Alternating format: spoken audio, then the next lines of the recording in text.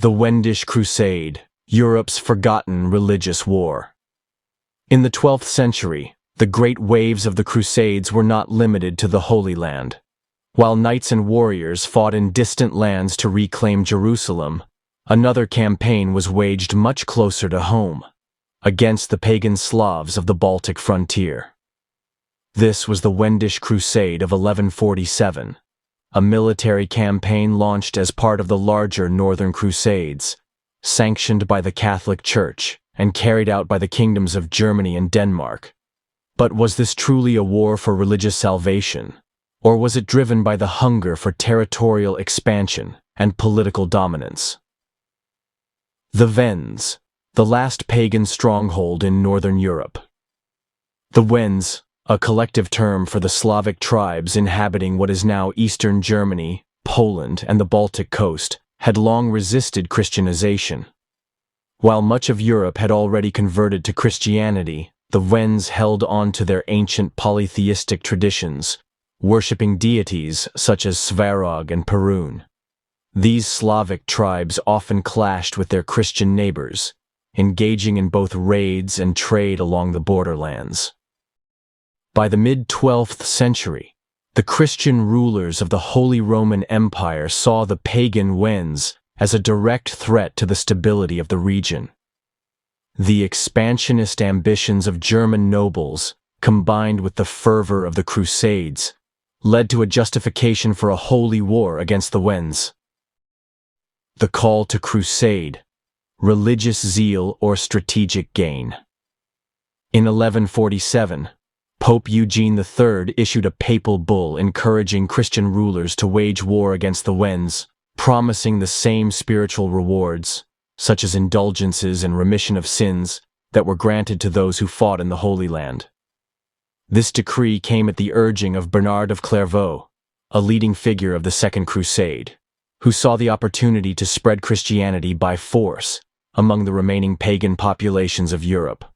However, many historians argue that the motivations behind the Wendish Crusade were more political than spiritual. The Christian kingdoms of Denmark, Saxony, and the Holy Roman Empire saw the Crusade as an opportunity to expand their influence into the lucrative Wendish territories.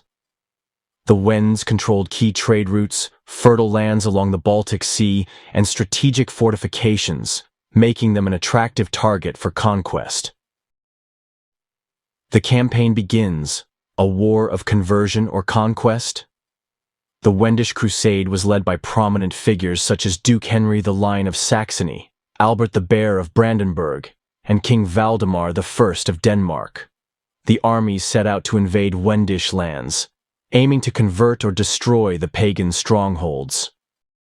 The Christian forces attacked key Wendish settlements, including the fortified cities of Dobin and Demmin. While some Wends accepted baptism under duress, many chose to resist fiercely. The city of Stettin, one of the largest Wendish strongholds, was besieged, and its defenders ultimately surrendered, accepting forced conversion to Christianity. However, rather than focusing purely on conversion, many crusaders were more interested in plundering and land seizure. The German and Danish nobles often disregarded religious objectives in favor of pillaging, looting, and enslaving the local populations. Some Christian bishops protested against these excesses, arguing that forced conversion was not true conversion at all. Additionally, some Wendish leaders, such as Niklot, the prince of the Obotrites, led determined resistance efforts against the Crusaders. Niklot and his forces used guerrilla tactics, launching counterattacks against Christian encampments and utilizing the difficult terrain to their advantage. Although eventually overwhelmed, their resistance highlighted the determination of the Wends to protect their sovereignty. Aftermath. Did the crusade achieve its goal? By the end of the campaign, the Wendish resistance had been severely weakened, and Christianity had gained a stronger foothold in the Baltic region. However, the deeper goal of full conversion remained largely unfulfilled. While some Wendish leaders nominally accepted Christianity, many of their people continued practicing their traditional beliefs in secret. Additionally, the aftermath of the Crusade saw the rise of German influence in the region, with Wendish lands gradually being absorbed into the growing Duchy of Saxony and the Margraviate of Brandenburg. The Danes, too, extended their dominance over parts of the Baltic coastline. In many ways, the Crusade served more as an opportunity for territorial expansion than as a purely religious mission. The legacy of the Wendish Crusade. The Wendish Crusade of 1147 set the stage for further Northern Crusades, particularly against the Lithuanians, Prussians, and Finns in later centuries. The military orders, such as the Teutonic Knights, would continue these campaigns well into the 13th and 14th centuries, shaping the political landscape of Northern Europe. However, the Crusade also left behind a legacy of brutality and forced conversions, raising ethical questions about the true nature of religious warfare. Was this truly a holy war aimed at spreading Christianity? Or was it a political conquest under the guise of faith? The cultural and social impact. Despite the formal Christianization of the Wends, their cultural identity was not easily erased. Elements of Slavic pagan traditions survived within local folklore, customs, and even Christian practices. The forced conversions created deep social divisions, with some Wends resisting assimilation into the dominant Germanic culture for generations. The Wendish territories also underwent significant economic and demographic changes. German settlers migrated into the newly conquered lands, leading to a slow but steady process of Germanization. This migration reshaped the linguistic and ethnic composition of the region, diminishing the presence of the original Wendish peoples over the following centuries. Conclusion.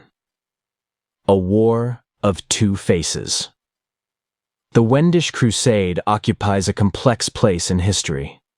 While it was framed as a righteous struggle to bring Christianity to the last pagan stronghold of Northern Europe, its underlying motives were deeply intertwined with political ambition and territorial greed.